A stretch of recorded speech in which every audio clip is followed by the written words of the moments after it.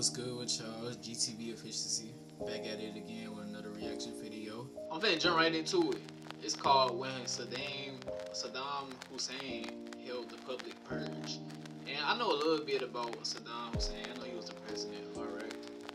But I don't really know everything. So, I'm finna check this out because this title sounds crazy. And it's by Penguin History. So, definitely show them some love. We're in Iraq in 1979. The newly appointed president has called his fellow party members to a meeting in a local theatre hall in Baghdad. His name is Saddam Hussein. He's only been president for a little under a week, but Iraq is his, and he wants everyone to know. It's July, and the temperature outside is pushing 40 degrees Celsius. The hall is hot, blisteringly hot. As Saddam takes the stage, he takes his time, shuffles a few pages, looks at his notes. Hold on. Before this shit even gets started, I already know this shit finna be crazy. The fact that he walked up on that stage, he didn't even say shit. Like, if you got a real problem, man, you just walk up on the stage and you start going through papers. Oh yeah, it's about that time. Shortly before their newly appointed president arrived, one of his men appeared on stage. A terrible plot against the president and against Iraq has been uncovered, he informed the crowd.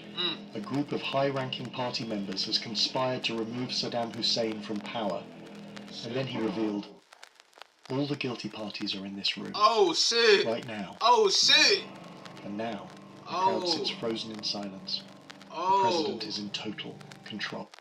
So these motherfuckers finna get figured out. Like he said they in this motherfucking room. Like damn, motherfuckers finna get sniffed out, all type of shit.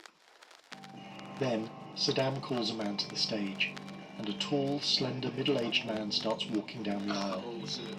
His name is Muhi Adbek Hussein. He's part of the Revolutionary Command Council. He's a powerful man. But just a short while ago, he'd opposed Saddam in a meeting. Look at that guilty ass walk. He walks up onto the stage and stands behind a microphone. And then, slowly, he begins confessing. Confessing to crimes of wanting to overthrow Saddam Hussein. Wow. In the meantime, Saddam takes a seat by a long table full of microphones. Quiet. And lights a thick Cuban cigar. I was the one behind the plot against the new president, the man says. Wow. It was me who tried getting others to join in. Wow, you bastard. But it's a lie. Nothing of what he admits on stage is true. What's really happened is that he's been thoroughly tortured and told that if he doesn't go up on that stage and say that he planned the plot against Saddam, the torturers will daughter right in front of him. He has no choice but to obey. Oh wow. And so he does. To save his family, Muhi lies about his own and his fellow party members' involvement in the plot to overthrow Saddam's new regime. Crazy. Once he's finished, Saddam takes the floor. Again, Saddam is in no rush. He lights his cigar and then he asks out into the room. Big shit. What means should be used against these traitors?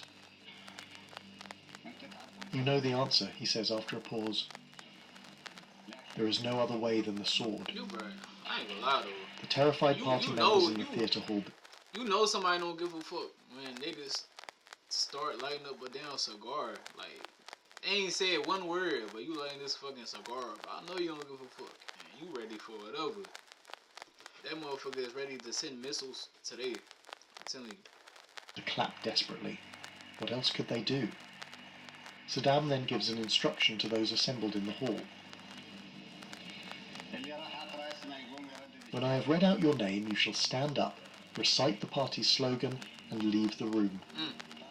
And so he begins reading out names. One by one, they must rise from their seats, say the slogan, and then they are led out of the room.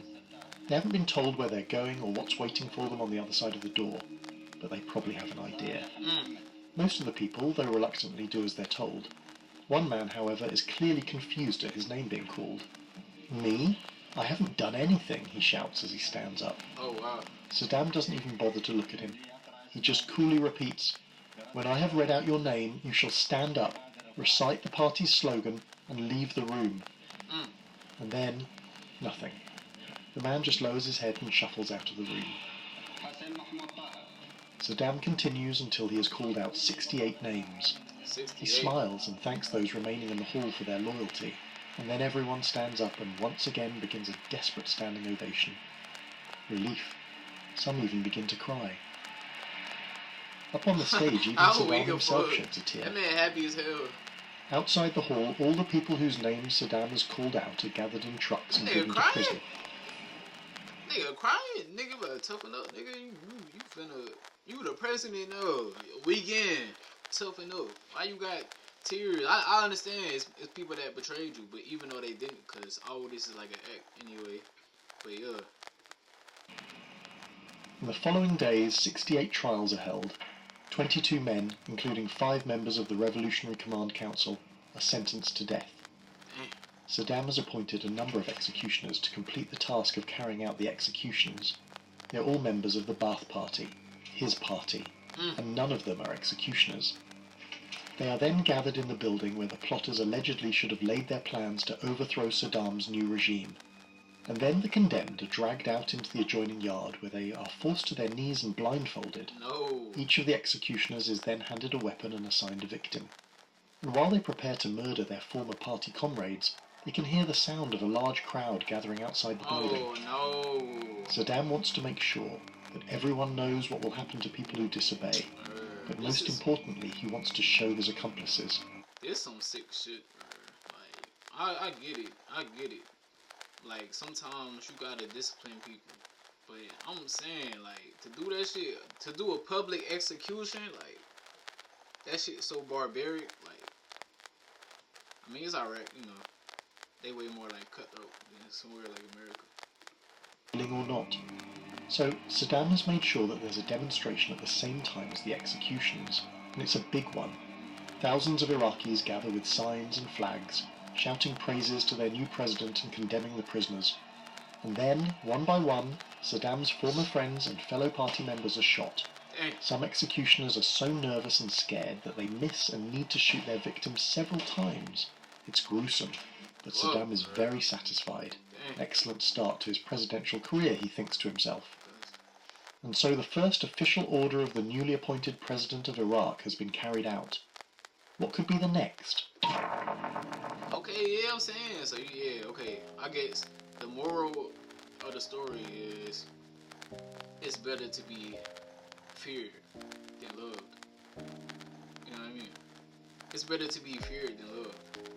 Because if you install fear in people, I guess that installing fear in people will make them respect you. If that makes sense. But still, it's foul. It's all foul shit. But yeah, Saddam Hussein, he was cutthroat. He was cutthroat. He obviously didn't care. But yeah, he met his end, and that's what it was. But yeah, I ain't gonna hold this video for too long. You know. I'm gonna make an outro soon, definitely. But yeah, until then, until next time.